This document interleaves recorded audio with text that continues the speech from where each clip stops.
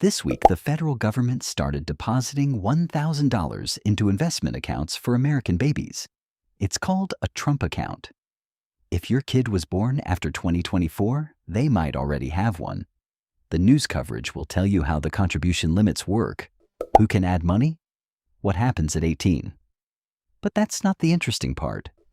The interesting part is what $1,000 does to a brain that hasn't even learned to talk yet.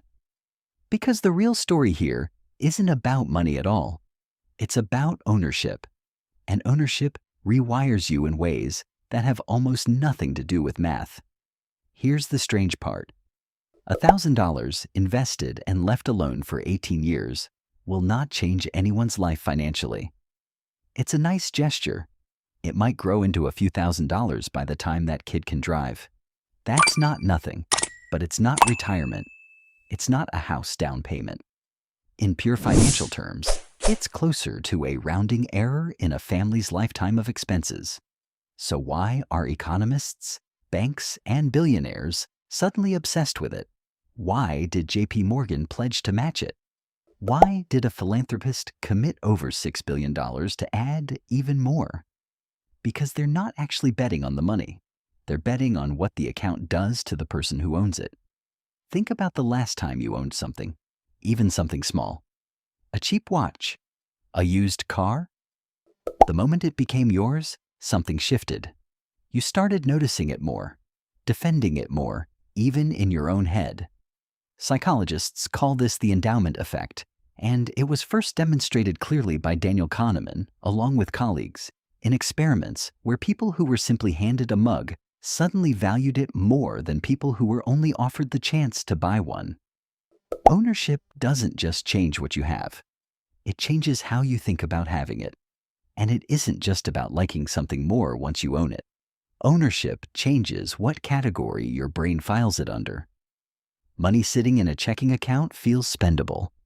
The same money moved into something labeled retirement or investment suddenly feels untouchable, almost sacred, even though it's still just numbers on a screen. Researchers studying this pattern, often grouped under the term mental accounting, have shown again and again that people don't treat money as one interchangeable pool. They build little mental boxes around it. Rent money, fun money, someday money. A label changes behavior more than logic ever could. Now stretch that idea across 18 years. A child with a labeled account, one with their name on it, sitting inside an index fund, growing quietly in the background of their life, is not the same as a child with nothing. Not because of the dollar amount, because of the identity. Somewhere around age 10 or 12, when a parent explains, "This is your investment account," that kid receives a message most adults never got until much later, if at all. The message is, you are someone who invests, not someone who might invest one day, someone who already does. That's the part worth sitting with. Before this child has ever earned a paycheck, they already have a stake in the stock market. They already have something to lose and something to grow. And behavioral economists have spent decades trying to manufacture exactly that feeling on purpose in adults who never got it as children. So let's go back. Long before this week's headlines, before index funds, before anyone had heard the word Trump account, there was a much older experiment in giving people a head start they hadn't earned yet. In the early 2000s, the United Kingdom ran something called the Child Trust Fund. Every baby born in a certain window received a government-funded savings account, seeded with public money, that the child couldn't touch until adulthood. Sound familiar? It should. It's almost the exact same idea decades earlier on the other side of an ocean, and researchers who studied it afterward found something worth pausing on. It wasn't just that the money existed, it was that having an account, any account, with your name attached to it, appeared to shift how families talked about saving, how children thought about their own financial future, and whether investing felt like something that happened to other people or something that already belonged to them. Here's the twist, though. The Child Trust Fund program was eventually shut down, Not because the accounts failed financially, because attaching identity to money is expensive, politically fragile, and hard to sustain once budgets tighten. Governments love the idea of giving people a stake in the system. They're far less consistent about protecting that stake once it's inconvenient. It's worth sitting a little longer inside that older experiment, because it didn't stay confined to one country. Versions of the same idea have surfaced repeatedly in different decades and different governments, almost like policymakers keep independently rediscovering the same psychological trick. A national savings account seeded at birth. A baby bond proposal debated in Congress. A children's trust fund pitched as a tool against generational poverty. Each version gets framed publicly as an economic policy. Underneath, every single one is really an identity policy wearing an economic policy's clothing. Which brings us to the part almost nobody in this week's coverage is asking. If the dollar amount barely matters, and the psychology is the real product, then what happens when the psychology doesn't land the way it's supposed to? Because ownership only rewires behavior if the owner notices they own something. $1,000 sitting in an account a parent forgot to mention, buried in paperwork the family never opened, does almost nothing. The economist Richard Thaler, along with his longtime collaborator Shlomo Benartzi, spent years studying exactly this gap between what people are given and what people actually feel or act on. Their most famous finding wasn't about free money at all. It was about a retirement savings program that let workers commit in advance to save more out of future raises they hadn't received yet. It worked dramatically, not because the incentive was large, but because it was visible, automatic, and framed as something the person had already agreed to be. Ownership, again. Not the amount, the identity attached to it. So the real question a Trump account raises isn't, will this money grow?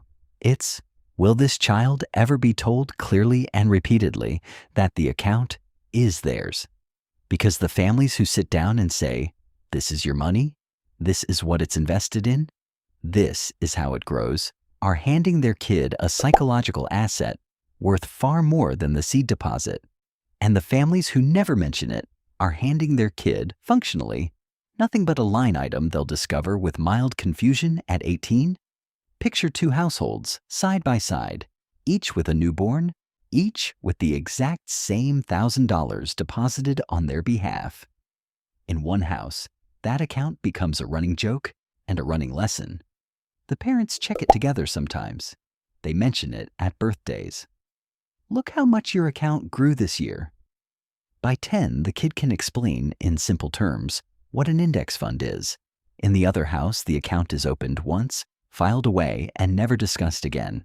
Same government, same policy, same dollar figure. Two entirely different financial identities being built or not built in real time. Nothing about the program itself caused that gap. The gap was always going to come from something the policy can't control, which is whether a tired parent, at the end of a long day, remembers to say the sentence out loud. That's the quiet class divide hiding inside a program designed to look universal. The dollar amount is the same for every eligible child. The psychology is not. It depends entirely on whether a parent has the time, the financial literacy, and the bandwidth to turn a government deposit into a lived sense of ownership. Researcher Hal Hirschfield, who studies how people relate to their future selves, has spent years showing that the more vividly someone can picture their future self as a real, connected person rather than a stranger, the more willing they are to save and invest for that person today. A child who grows up being told, "You are an investor," is being handed a connection to their future self that most adults spend years, and sometimes therapy, trying to build from scratch. Now here's where this stops being a story about babies and starts being a story about you. You already have a version of this account. Maybe it's a 401k you were auto-enrolled into and have never actually looked at.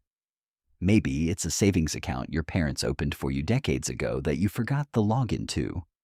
The mechanism is identical. Ownership without attention produces almost nothing. The money sits there, technically yours, functionally invisible, doing none of the psychological work it was capable of doing. So ask yourself something uncomfortable. Do you actually feel like an investor? Or do you just happen to own some investments? Those are not the same sentence, and behavioral economics suggests the gap between them predicts your financial behavior more than your account balance does. Think about how many financial apps now exist just to close that gap artificially for adults.